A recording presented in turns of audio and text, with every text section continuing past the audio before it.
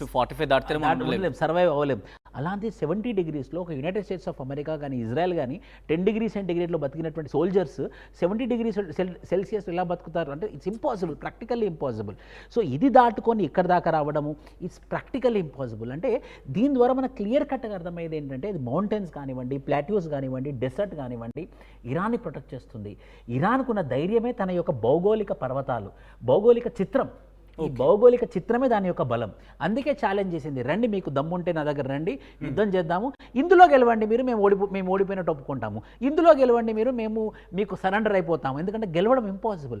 చరిత్రలో మీరు చూసినట్టయితే రోమన్ ఎంపైర్ కావచ్చు, బైజెంటైన్ ఎంపైర్ కావచ్చు, ఎన్నో ఎంపైర్లు ఈ ఇరాన్లోకి, పర్షియన్ ఎంపైర్లోకి రావాలని ఈ మౌంటైన్స్లోంచి కింద పడిపోయి చనిపోయినటువంటి సందర్భాలు ఎన్నో. సో అలాంటి మౌంటైన్స్లోకి అమెరికా కనుక బయలుదేరింది అనుకోండి 100% they can not survive. Interesting. ఇంతవరకు మొత్తం దస్తీ కావిడ్ కావచ్చు, దస్తీ లుత్ కావచ్చు, లేకపోతే ఆల్బోర్స్ కావచ్చు, లేకపోతే జాగ్రోస్ కావచ్చు, వీటి గురించి మాట్లాడుకోవడం ఇక్కడ ఇరాన్కి కంప్లీట్గా డామినెన్స్ అని చెప్పలేం. కానీ ఎందుకంటే వాళ్ళకి బాగా విష్ణు గారు సెట్ వాళ్ళకి కలిసి వస్తుంది. మూవీ నెక్స్ట్ గ్రాఫిక్ చూద్దాం అమెరికా ఎక్కడికైనా అవకాశం ఉన్నాయని చెప్పి. అండ్ గెరిలా యుద్ధ వ్యూహం, మొజాయిక్ డిఫెన్స్ వ్యూహం ఇక్కడ అమలు చేయడం జరుగుతోంది. ఇరాన్ ప్రతి లోయ గ్రామంలో కూడా చిన్న సైన్యాన్ని ఉంచడం జరిగింది. పర్వతాల లోపల భారీ సొరంగ మార్గాలు ఉన్నాయి. అలాగే ఊహించిన విధంగా దాడులు చేసే ఛాన్స్ ఉంది. సరిహద్దు నుంచి 100 కిలోమీటర్ల దూరంలో టెహ్రాన్ ఉంది. ఇక్కడ మీరు ఒక్కసారి చూసినట్టయితే మొజాయిక్ డిఫెన్స్ డాక్ట్రిన్ అంటారు దాన్ని. మొజాయిక్ అంటే ఏంటంటే మీరు నిజంగానే లోపలికి ఎంటర్ అయ్యారు అనుకోండి, ఎయిర్లో కానివ్వండి, లేకపోతే వాటర్ కానివ్వండి, లేకపోతే ల్యాండ్ కానివ్వండి, ఈ 3 డిఫెన్స్ విధానాల్లో తను స్ట్రాంగ్ ఉంది. ఎందుకంటే తన లోకల్ కండిషన్స్ ఇరానియన్కి తెలుసు. ఎక్కడ ఏ లోయ ఉంది, ఎక్కడ ఏ గ్రామం ఉంది, ఎక్కడ ఎంత టెంపరేచర్ ఉంది, ఎక్కడ ఎంత చలి ఉంది. సో దాన్ని మొజాయిక్ డిఫెన్స్ అని అంటారు అనమాట. సో నువ్వు ఏ దారిలో వచ్చినా కూడా నేను నా దారిలో వస్తాను, నేను ముప్పు తిప్పలు పెడతాను, నువ్వు లేకుండా చేస్తాను భూమి మీద అన్నటువంటి డాక్ట్రిన్ పేరే మొజాయిక్ డిఫెన్స్ డాక్ట్రిన్ అని అంటాం. అది వాళ్ళ బలం. మళ్ళీ ఇక్కడ ఉన్నటువంటి టనల్స్ తీసుకున్నా, లోయలు తీసుకున్నా లోకల్ వాళ్ళకి పట్టుంటుంది. గ్రామాలలో ఉన్నటువంటి వాళ్ళు ఇరానియన్కి సపోర్ట్ చేస్తారు కానీ అమెరికన్ సపోర్ట్ చేయరు. సో ఎలా చూసుకున్నా సరే ఈ పర్టికులర్ గొరిల్లా యుద్ధ వ్యూహం అనేది ఇరానియన్కి చాలా అడ్వాంటేజ్ పరిస్థితిలో ఉంది కానీ యునైటెడ్ స్టేట్స్ ఆఫ్ అమెరికాకి 0. సో ఇంతవరకు 4-0 ఒక విధంగా చెప్పాలంటే ఇంతవరకు మాట్లాడుకున్న 4 పాయింట్లలో ఇరాన్కే కనిపిస్తోంది asset. And moving next graphics చూసే ప్రయత్నించుదాం. కాస్పియన్ సముద్రం 100 నుంచి 120 కిలోమీటర్ల దూరంలో ఉంటుంది. ఇరాక్ సరిహద్దుకి 550 నుంచి 650 కిలోమీటర్ల దూరం. పర్షియన్ గల్ఫ్ తీరం 1000 నుంచి 1200 కిలోమీటర్లు. ఆఫ్ఘనిస్తాన్ సరిహద్దు 900 నుంచి 950 కిలోమీటర్లు. And let's talk about this Vishnu. Sir for example మనం ఆఫ్ఘాన్ సరిహద్దు తీసుకుంటే తాలిబాన్ ప్రభుత్వం రాకముందు అక్కడ అమెరికన్ వాళ్ళ బేసెస్ ఉండే, కానీ వాళ్ళ అమెరికన్ బేసెస్ వెళ్ళిపోయారు. సో ఆఫ్ఘనిస్తాన్ నుంచి దాడి చేసే ఆస్కారం లేదు. వాళ్ళ దగ్గర ఉన్నటువంటి బేసెస్ అని ఎత్తేసారు United States of America. Caspian sea నుంచి రావాలి అని అంటే ఆల్బ్రోస్ మౌంటైన్స్ అడ్డంగా ఉన్నాయి, సో ఇక్కడికి రాలేరు. ఇరాక్ నుంచి వద్దాము అని అంటే జాగ్రోస్ మౌంటైన్స్ అడ్డంగా ఉన్నాయి. సో వీళ్ళు ఎలా చూసుకున్నా కూడా వీళ్ళకి అసలు లోపలికి ఎంటర్ అవ్వడానికి దారి లేదనమాట. నంబర్ 1. సో క్లైమాటిక్ కండిషన్స్, ఏ కంట్రీ సపోర్ట్ తీసుకొని ముందుకెళ్దామన్నా కూడా రాలేని పరిస్థితి. అక్కడ ఉన్నటువంటి భౌగోళిక కండిషన్స్ వాళ్ళకి సపోర్టివ్గా లేవు, అక్కడ ఉన్నటువంటి వాతావరణాలు వాళ్ళకి అనుకూలంగా లేవు. కాబట్టి ఈ యొక్క మొజాయిక్ డిఫెన్స్ డాక్ట్రిన్ అనేది ఇరాన్ యొక్క స్ట్రెంగ్త్. ఇంట్రెస్టింగ్. బట్ ఇంకెక్కడైనా అవకాశం ఉందా అమెరికాకి? ఇంత మాట్లాడుకుంటున్నా, but America of course world largest ఆర్మీగా మాట్లాడుకున్న, స్ట్రాంగెస్ట్ ఆర్మీగా మాట్లాడుకున్న అమెరికా వినిపిస్తుంది. బట్ అమెరికాకి ఎందుకు అంత ధైర్యం? దాని గురించి కూడా మాట్లాడుకోబోతున్నాం మనం ముందు. ముందు నెక్స్ట్ గ్రాఫిక్ ఇంకా డీటెయిల్గా మాట్లాడుకునే ప్రయత్నం చేద్దాం. ఓకే, సో ఇక్కడి నుంచి ఇంత మాట్లాడుకున్నాం. విష్ణు గారు ఫస్ట్ వచ్చే డౌట్ ఇందాక మాట్లాడుకున్నట్టుగా అమెరికా ఇంతవరకు చేసిన యుద్ధం ఒక ఎత్తు, ఇప్పుడు గ్రౌండ్లోకి వెళ్ళడానికి ఆపరేషన్ సిద్ధం చేసుకుంటూ ఉంది. అండ్ అమెరికాకు ఉన్న ధైర్యం ఏంటి? అమెరికాకు ఉన్నటువంటి ధైర్యం ఏంటంటే దాన్ని మనం సిమెట్రిక్ డిఫెన్స్ అని అంటాం. Sorry for the interruption. ఇక్కడ ఒక్కసారి ఫుల్ ఫ్లెక్ వెళ్ళే ప్రయత్నం చేద్దాం, విజువల్స్ చూపించే ప్రయత్నం చేద్దాం, మాట్లాడుకునే ప్రయత్నం చేద్దాం. Please continue. సిమెట్రిక్ డాక్ట్రిన్ అనేది అమెరికా యొక్క బలం అనేది ఏంటి అని అంటే ఎయిర్ అండ్ నేవీ.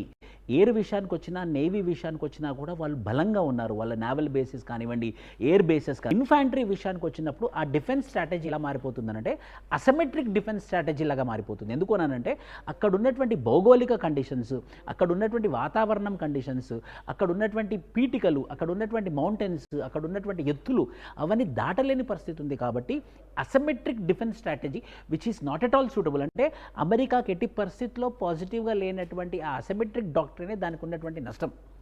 దానికి ఉన్నటువంటి నష్టం అన్నమాట. సో ఈ తరుణంలో మనం గుర్తుంచుకోవాల్సింది ఏంటంటే అమెరికా గెలవాలి అని అంటే వాయువు అంటే ఎయిర్ ద్వారా వాళ్ళు గెలవగలరు.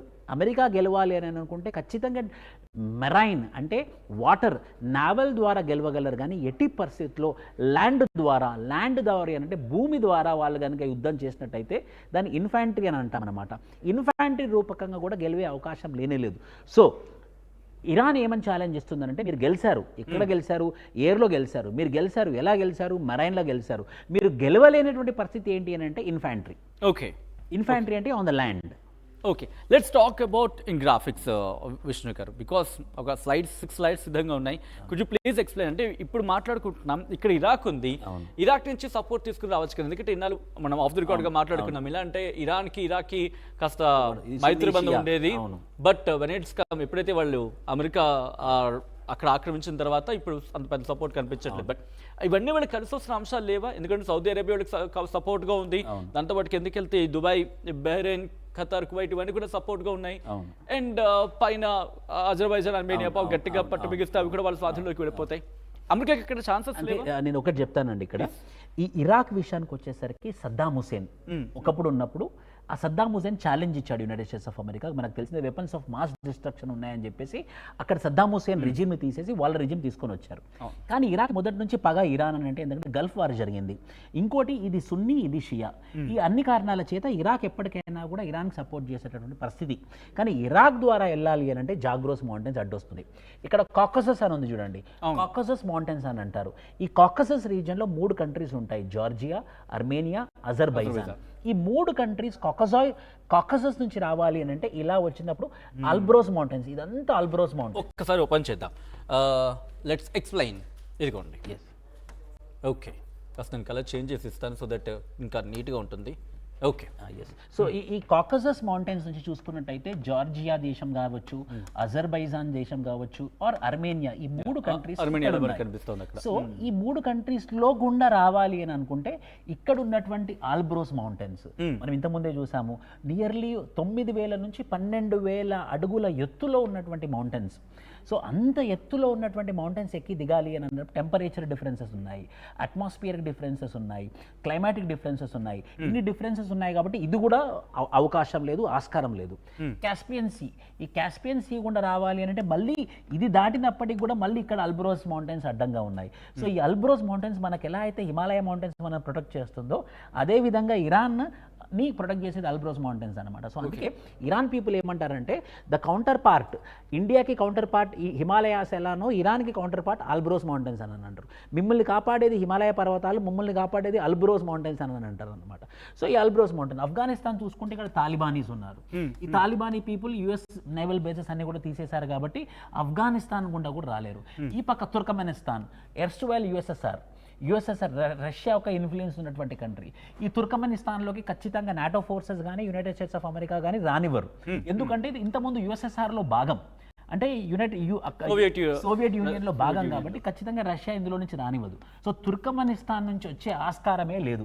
సో తుర్కమెనిస్తాన్ నుంచి వచ్చే ఆస్కారం లేదు, ఆఫ్ఘనిస్తాన్ నుంచి వచ్చే ఆస్కారం లేదు. సౌదీ అరేబియా అంటే ఇక్కడ మనకి ఇది మళ్ళీ పర్షియన్ గల్ఫ్, ఇదంతా ఎవరు ప్రొటెక్ట్ చేస్తున్నారు? ఇరానే ప్రొటెక్ట్ చేస్తుంది. సో మనం డైరెక్ట్ సౌదీ అరేబియా నుంచి వచ్చే పరిస్థితి లేదు. ఒకటే ఒక అవకాశం ఏముందంటే పాకిస్తాన్. ఓకే, పాయింట్ దొరికింది ఇక్కడ. సో ఒకటే ఒక అవకాశం పాకిస్తాన్ ఉంది. But Pakistan will support. నా క్వశ్చన్, ఎందుకంటే నేను ఈ క్వశ్చన్ అడుగుతున్నాను, అఫ్కోర్స్ చాలా రోజు నుంచి మాట్లాడుకుంటుంది.